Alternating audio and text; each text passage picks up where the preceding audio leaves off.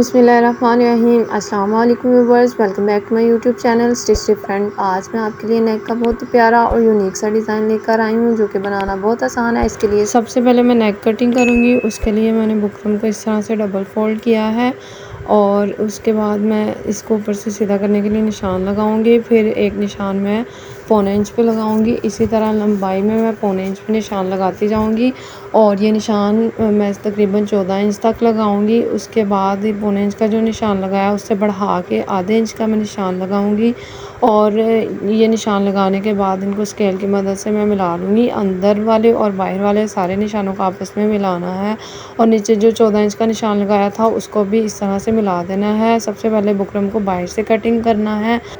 बाहर से कटिंग करने के बाद इसके ऊपर जो सीधा करने के लिए निशान लगाया था उसको कटिंग करना है और ऊपर से लेकर नीचे तक 13.5 इंच पे निशान लगाना है। अब बुकरम को हम अंदर की तरफ से कटिंग करेंगे तो नेक हमारी इस तरह से कटिंग हो जाएगी। इसको मैं कपड़े पे पेस्ट कर लूँगी और बाहर से इसको मैंने रेडी भी कर लिया है। इसको डबल फोल्ड करके इसके दरमियान में मैंने फोल्ड भी बिठा लिया है। अब मैं शर्ट की फ्रंट साइड लेके 17.5 इंच डाउन निशान लगाऊंगी। जो मैंने नेक रेडी किया है वो मैंने इसी निशान के ऊपर सेट करनी है। नेक का जो मैंने दरमियान बिठाया था उसको मैं शर्ट के दरमियान के साथ मैच करते हुए यहाँ पे बिल्कुल दरमियान में पिन लगा लूँगी।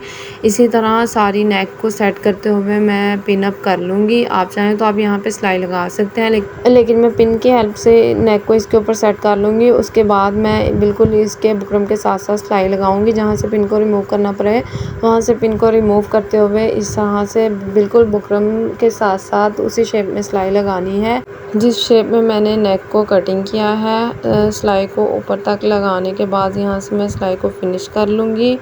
अब मैं पिन्स को रिमूव कर लूँगी और इसको नेक को मैं अंदर से कटिंग कर लूँगी। हाफ इंच का मार्जिन छोड़ते हुए बिल्कुल इसके साथ साथ इसी शेप में सारी नेक को कटिंग करना है। यहाँ से नीचे से कटिंग करने के बाद इसके जो कॉर्नर्स हैं वहाँ पे मैं कट लगा लूँगी। कट इस तरह लगाना है कि सिलाई ना कटे। अब इस नेक को मैं अंदर की तरफ टर्न करते हुए यहाँ पे मैं आयरन करके इसको हैंड स्टिच कर लूँगी। ये देखिए इसको मैंने हैंड स्टिच कर लिया है। अब मैंने ये एक पीस लिया है। ये पीस जो है ये मेरे पास आड़ा बचा था, मेरे पास कपड़ा नहीं था इसलिए मैं आड़े पीस को यूज़ कर रही हूँ। आप इसकी जगह सीधा पीस भी यूज़ कर सकते हैं। इस पीस की जो लंबाई है वो 15 इंच है और इसकी चौड़ाई 6 इंचज़ है। इसको इस तरह डबल फोल्ड करते हुए यहाँ पे हाफ इंच का मार्जिन छोड़ते हुए मैं यहाँ पे सिलाई लगा के तो इस पट्टी को रेडी कर लूँगी। अब इस पट्टी को मैं सीधा कर लूँगी। सीधा करने के बाद इस पट्टी की जो सिलाई है उसको बिल्कुल एक साइड पे दरमियान में बिठाना है, ना ऊपर से सिलाई नज़र आए ना नीचे से। इस तरह अच्छे से पट्टी को आयरन करने के बाद इसके दरमियान में मैंने फोल्ड भी बिठा लिया है। अब मैं ये ऑर्गेन्जा का पीस यूज़ करूँगी। टिश्यू या ऑर्गेन्जा कुछ भी आप यूज़ कर सकते हैं। इसको भी मैंने आयरन की हेल्प से डबल फोल्ड कर लिया था। इसकी जो चौड़ाई है वो मैंने 2.5 इंच ली है।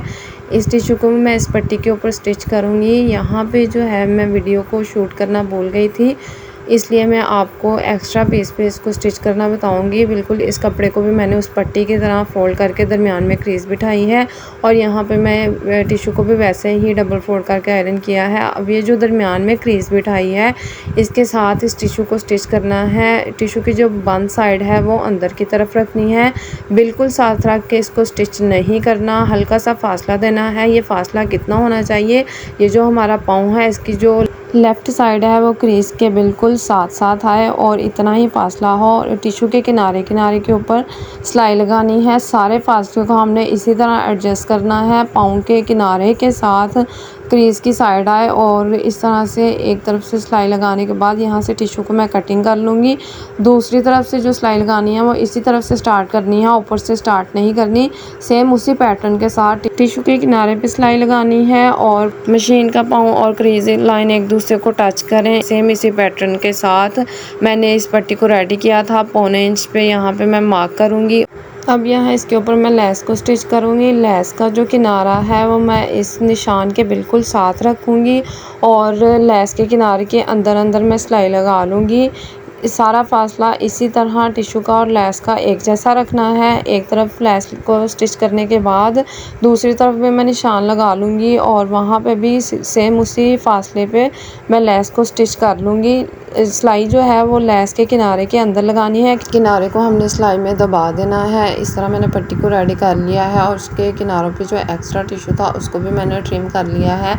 अब ये जो रेडी की हुई पट्टी है इसको हम नेक के अंदर स्टिच करेंगे। जो नेक मैंने रेडी की थी उसको इस तरह इसके साथ साथ फिक्स करूँगी मैं और पिन की मदद से इसको मैं यहाँ पे अटैच कर लूँगी। आप चाहें तो यहाँ से कच्चा भी कर सकते हैं। मैं पिन की हेल्प से सारी नेक को अटैच कर लूँगी। अटैच करने के बाद ये देखें नीचे मैंने आधा इंच बढ़ा के रखा है। अब यहाँ पे मैं सिलाई लगा लूँगी किनारे किनारे पे। नेक के दोनों तरफ किनारे किनारे पे सिलाई लगानी है। यहाँ से शर्ट को टर्न करते हुए पिन को रिमूव कर लेना है और ऊपर तक किनारे किनारे पे सिलाई लगाते हुए इसको फिनिश कर लेना है। अब एक और नेकलाइन में कटिंग करूँगी। उसके लिए मैं 3 इंच पे चौड़ाई में मार्क करूँगी और लंबाई में 5.5 इंच पर मार्क करूँगी और इनको इस तरह मार्क को मिलाते हुए मैं लाइन ड्रॉ कर लूँगी और यहाँ पे अंदर पे मैं राउंड नेक की शेप दूँगी और बाहर भी मैं 1.25 इंच बढ़ा के निशान लगा लूँगी। सबसे पहले मैं बाहर वाले निशान पे इसको कटिंग करूँगी और उसके बाद नेक को मैं अंदर से कटिंग कर लूँगी। नेक मेरी कटिंग हो गई है। इसको मैंने कपड़े पे पेस्ट करके तो इसके किनारों को भी मैंने फोल्ड कर लिया है। यहाँ पे नेक का दरमियान बिठाते हुए मैं दरमियान में निशान लगा लूँगी। अब नेक को मैं इस शर्ट पे एडजस्ट करूँगी। यहाँ पे मैं पिन के हेल्प से इसको एडजस्ट करूँगी और इसके अंदर अंदर मैं सिलाई लगा लूँगी। बिल्कुल बुकरम के साथ साथ सिलाई लगाते हुए सिलाई को ख़त्म करने के बाद इसको मैं 1/2 इंच का मार्जिन छोड़ते हुए कटिंग कर लूँगी। कटिंग करने के बाद इसके अंदर मैं छोटे छोटे कट्स लगा लूँगी और नेक को मैं अंदर की तरफ फोल्ड कर लूँगी। यहाँ पे मैं इसको अंदर की तरफ फोल्ड करने के बाद आयरन करके हैंड स्टिच भी कर लूँगी। अब यहाँ पे मैं ये पल यूज़ करूँगी। मैं ओवल शेप के पल यूज़ कर रही हूँ। आपके पास जिस तरह के भी पल्स हो आप वो यूज़ कर सकते हैं। यहाँ पे मैंने सुई में 4 तहों वाला धागा डाल लिया है। सबसे पहले मैं ऊपर वाली साइड से पल को स्टिच करना स्टार्ट करूँगी। पल को इसके अंदर डालने के बाद यहाँ से पल के नीचे से मैं सुई को गुजारते हुए टांका लगाऊंगी। एक टांका लगाने के बाद इसको मैं दूसरा टांका लगा के मज़ीद पक्का कर लूँगी। 2 टांके लगाने के बाद इस सुई को मैं आधा इंच के फासले पे दोबारा से निकालूंगी और यहाँ पे फिर से मैं पल्स को स्टिच कर लूँगी। इसी सीक्वेंस के साथ मैं सारे पल्स को स्टिच कर लूँगी। सारे पल्स को स्टिच करने के बाद इस तरह से कुछ इसकी फाइनल लुक आएगी। उम्मीद करती हूँ कि ये नेक डिज़ाइन आपको पसंद आया होगा। अगर आपको ये नेक डिज़ाइन पसंद आया हो तो वीडियो को लाइक और शेयर ज़रूर कर दें। चैनल को भी सब्सक्राइब कर दें। अल्लाह हाफिज़।